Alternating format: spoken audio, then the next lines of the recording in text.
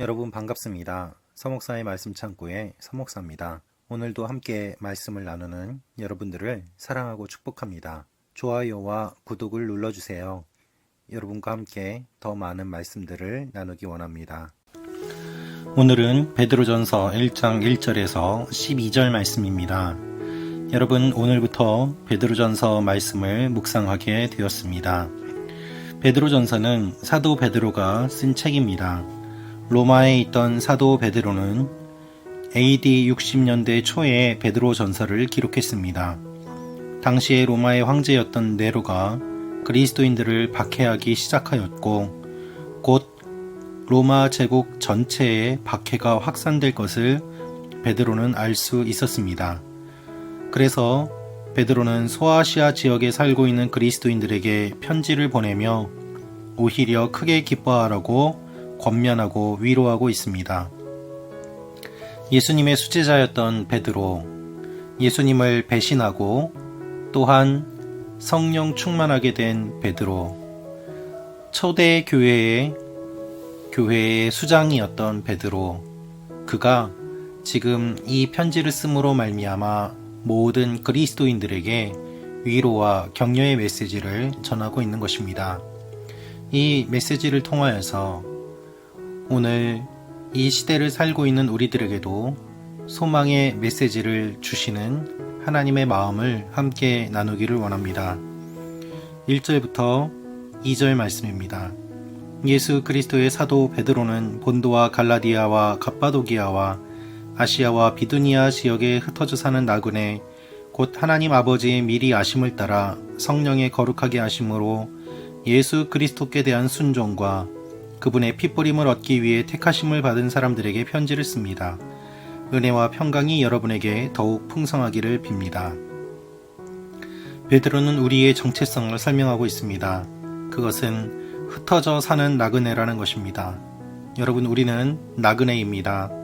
이 땅의 주인이 아니라 이 땅에서 살아가는 나그네에 불과합니다. 우리의 본향은 천국입니다. 베드로는 우리가 나그네이지만 단순한 나그네가 아니라 택하심을 받은 사람이라고 이야기합니다.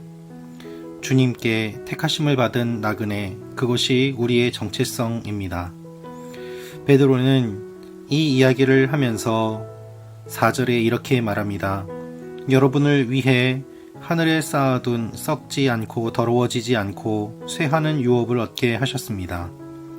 하나님의 유업이 우리에게 주어졌다고 말씀하고 있습니다.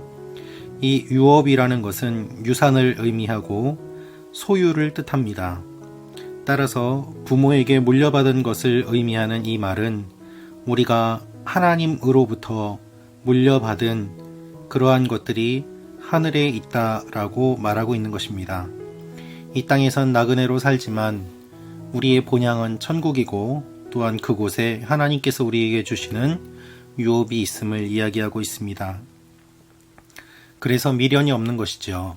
여러분, 여행을 가면 그곳이 아무리 좋아 보인다고 하더라도 여행을 마치고 우리의 집에 돌아오게 됩니다. 그리고 집으로 돌아와서 이런 말을 합니다. 역시 집이 최고야 라고 말이죠. 우리가 이 땅을 살면서 나그네와 같은 삶을 살고 또한 언젠가 이 땅을 떠나 우리의 본향에 돌아가게 됩니다. 그리고 우리는 이렇게 말할 것입니다. 역시 집이 최고야 라고 말입니다. 하나님께서 예비해 두신 그곳에서 우리는 하나님의 능력으로 보호함을 받고 있습니다. 5절입니다. 여러분은 마지막 때에 나타내려고 예비하신 구원을 얻기 위해 믿음으로 인해 하나님의 능력으로 보호하심을 받고 있습니다. 환난과 박해가 있을 것이지만 하나님께서 이 땅에서 보호하고 있고 또한 그 보호하심이 천국까지 이어질 것을 베드로는 이야기하고 있습니다. 그래서 기뻐하라고 말합니다. 6절, 7절, 8절 말씀입니다.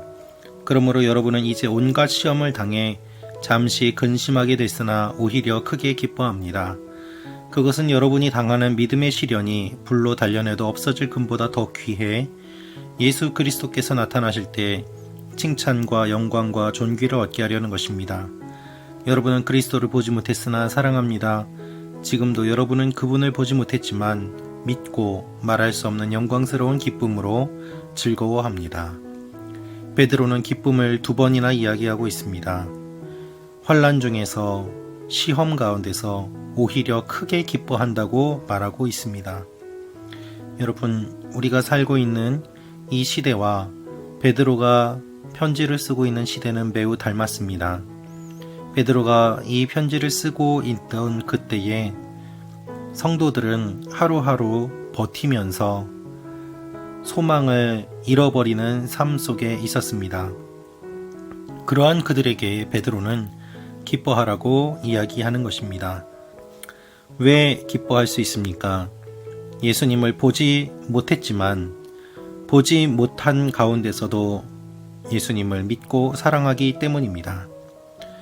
베드로는 어땠습니까? 베드로는 예수님을 보았습니다. 3년간 함께 했습니다. 그러나 사랑하지 않았습니다. 그래서 십자가 앞에서 도망갔던 것입니다. 그랬던 베드로가 부활하신 주님을 만나고 초대교회의 리더가 되었습니다. 그래서 베드로가 이렇게 권면할 수 있는 자격이 있는 것입니다. 자신의 경험에 비추어 보아서 예수님을 보지 않고 믿는 초대교회의 성도들은 너무나도 사랑스러운 존재였을 것이고 또한 자신보다 뛰어난 믿음을 가진 사람이라고 인정했을 것입니다. 그래서 9절에 이렇게 말합니다. 이는 여러분이 믿음의 결과로 영혼의 구원을 받기 때문입니다. 베드로는 어부입니다. 그러나 예수님을 믿고 예수님의 부활을 경험하고 초대교회의 리더가 되면서 많은 공부를 하였음을 학자들은 이야기하고 있습니다. 베드로는 성경을 읽었고 또한 예언자들이 예수님에 대해서 무엇을 이야기하였는지 예수님을 통하여 직접 듣고 배웠습니다. 그래서 베드로는 이렇게 말합니다.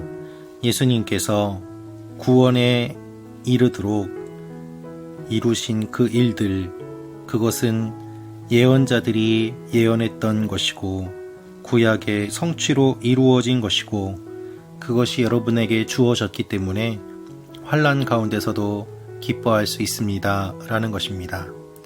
여러분, 여러분의 구원은 하나님의 태초부터의 계획임을 기억하십시오. 코로나 가운데 어렵고 힘든 상황 가운데 우리 모두가 기억해야 될 것은 무엇인가 하면 우리가 구원받은 존재라는 것이고 하나님이 보호하신다는 것이고 구원을 기억하며 기뻐해야 된다는 것입니다.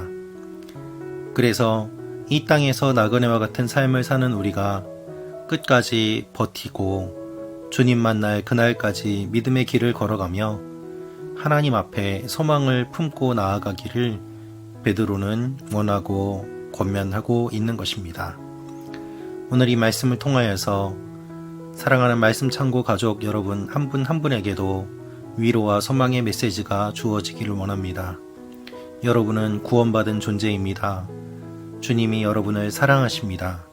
오늘도 버티고 살아날 수 있는 힘을 주실 것입니다.